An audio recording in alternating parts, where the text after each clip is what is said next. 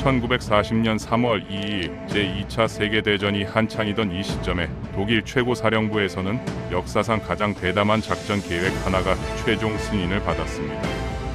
바로 낫배기 작전이라 불리는 이 계획은 말 그대로 낫으로 베듯이 연합군을 두 동강 내버리겠다는 전략이었죠.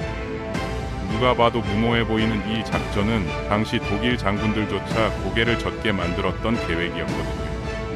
히틀러가 에리히 폰 만슈타인 장군을 만난 건 불과 일주일 전이었습니다. 만슈타인은 기존의 상식을 완전히 뒤집는 제안을 내놓았죠. 아르덴 숲을 통과해서 기갑부대로 연합군 후방을 치겠다는 거였어요.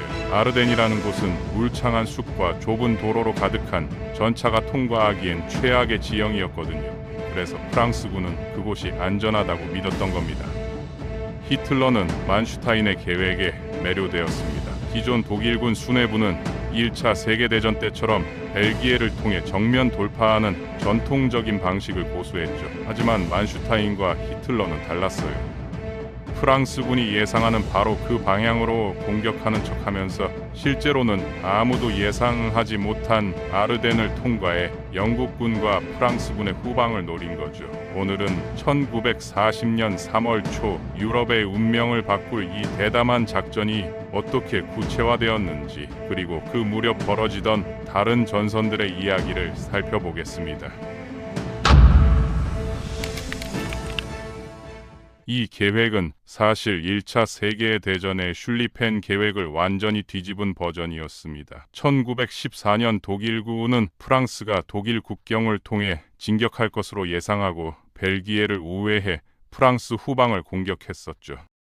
그때는 성공적으로 보였지만 결국 마른 전투에서 저지당했고 4년간의 참혹한 참호전으로 이어졌습니다. 이번엔 정반대였어요.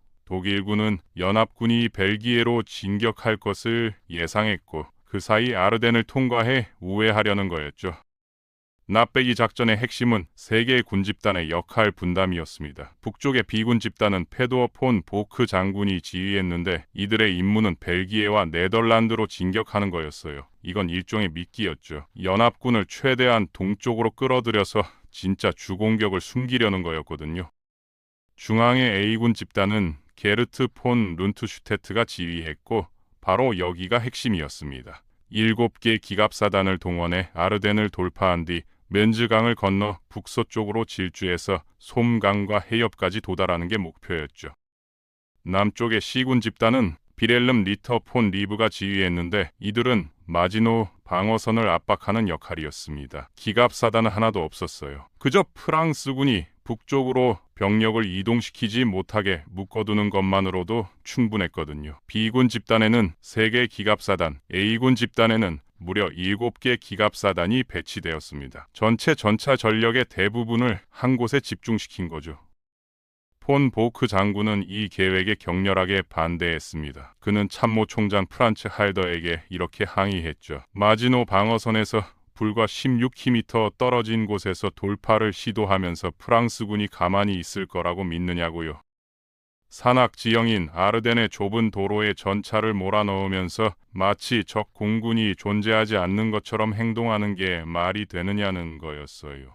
게다가 해안까지 320km나 되는 긴 측면을 남쪽으로 노출시킨 채 진격하는데 그곳엔 프랑스 군대 대부분이 있다는 걸 잊었느냐고 따졌습니다. 보크의 우려는 정당했습니다. 그는 1914년을 기억하고 있었거든요. 그때도 독일군은 측면이 노출된 채 파리로 진격했다가 마른 전투에서 막혔고 그게 4년간의 참호전으로 이어졌죠. 하지만 이번엔 달랐어요. 1914년의 슐리펜 계획은 파리의 요새 같은 단일 지점을 공격하는 것이었기 때문에 반격이 비교적 쉬웠습니다. 반면 마지노 방어선은 정면 공격을 막기 위한 방어 구조물이었지 빠르게 움직이는 기갑부대를 추격하기엔 적합하지 않았거든요.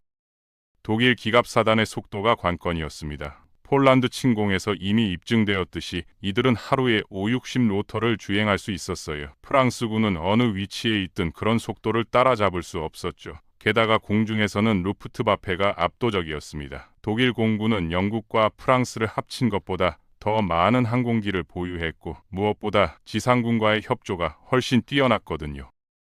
독일군은 메서슈미트 109 전투기를 가지고 있었는데 이건 당시 최고 성능의 전투기였습니다. 빠르고 민첩하며 무장도 강력했죠. 융커스 87 슈투카 급강화 폭격기는 정밀 타격에 특화되어 있었고 하인켈 111 중형 폭격기는 전략 폭격을 담당했어요. 반면 프랑스와 영국 공군의 대부분은 구식 항공기였습니다. 독일 기갑사단이 루프트와페의 항공 지원을 요청하면 정확히 필요한 시간과 장소에 지원이 도착했어요. 이런 수준의 협조는 연합군에겐 불가능했죠. 전차 자체만 놓고 보면 독일군이 우세하지 않았습니다. 영국과 프랑스의 전차들도 성능은 좋았거든요. 하지만 조직 방식이 완전히 달랐어요. 독일군은 전차, 기계화 보병, 포병을 하나의 기갑사단으로 통합했습니다. 이들은 빠르고 민첩하며 독립적으로 작전을 수행할 수 있었죠. 영국군은 기갑사단이 단 하나뿐이었고 그것도 아직 편성 중이었어요. 프랑스군은 독일군보다 수백 대나 많은 전차를 보유했지만 절반은 보병사단에 분산되어 느리게 움직였고 나머지는 하이브리드 편제로 운용되었죠. 제대로 된 기갑사단은 5개뿐이었고 그중 3개만 실전 배치된 상태였습니다. 그 무렵 북유럽에서는 또 다른 드라마가 펼쳐지고 있었습니다. 핀란드는 소련의 맹공 아래 무너지고 있었거든요. 겨울 전쟁은 이미 석 달째 계속되고 있었고 핀란드군은 중앙 방어선에서 계속 후퇴하고 있었어요. 스웨덴은 핀란드를 돕기 위한 군사 지원을 거부했습니다. 영국과 프랑스는 도움을 약속했지만 실제로 병력을 보낼 방법이 없었죠. 3월 1일 런던 주재 핀란드 대사는 영국 외무장관 헬리팩스 경을 만났습니다. 그는 영국군이 노르웨이를 통해 핀란드에 도착할 계획에 대해 논의했지만 영국 고위 사령부는 이미 경고를 내린 상태였어요. 스웨덴이 자국 영토를 통과하는 걸 거부하면 영국도 프랑스도 제때 전선에 도착할 수 없을 거라는 거였죠. 더 심각한 건 스웨덴 북부의 철광석 산지인 옐리바레에 독일군보다 먼저 도달하지 못할 수도 있다는 점이었습니다. 히틀러는 이미 노르웨이와 덴마크 침공 계획을 세우고 있었습니다. 베제리붕 작전이라 불린 이 계획은 3월 1일 장군들에게 설명되었어요. 히틀러는 영국이 스칸디나비아와 발트해로 진출하는 걸 막고 스웨덴의 철광석을 확보하며 영국 본토를 공격할 해군과 공군 기지를 얻기 위한 것이라고 했죠. 작전은 평화로운 점령의 형태를 띠어야 하지만 저항이 있다면 모든 수단을 동원해 진압하라고 지시했습니다. 히틀러는 이를 전쟁사에서 가장 용감하고 중요한 임무라고 표현했어요. 핀란드 상황은 혼란스러웠습니다. 2월 29일 모스크바는 핀란드가 평화협정을 받아들일 것이라는 메시지를 받았고 즉시 협상 준비에 들어갔어요. 하지만 그날 밤 프랑스 총리 에두아르 달라디에는 헬싱키에 전보를 보냈습니다. 3월 말까지 5만 명의 프랑스군이 도착할 거라고 약속한 거죠. 핀란드인들은 이 약속을 믿었고 평화회담을 주말까지 연기하기로 했습니다. 하지만 전선에서는 중앙 방어선이 붉은 군대의 맹공에 무너지고 있었습니다. 홍카니에미 전선에서는 며칠 내로 남은 핀란드 수비병이 40명 정도에 불과했어요. 그런데 2월 26일 독특한 일이 벌어졌습니다. 겨울 전쟁 전체를 통틀어 유일한 핀란드군의 기갑 공격이 있었던 거예요. 핀란드군은 전쟁 전에 구입한 비커스 전차 13대를 보유하고 있었는데 이들에는 37mm 포가 장착되어 있었죠.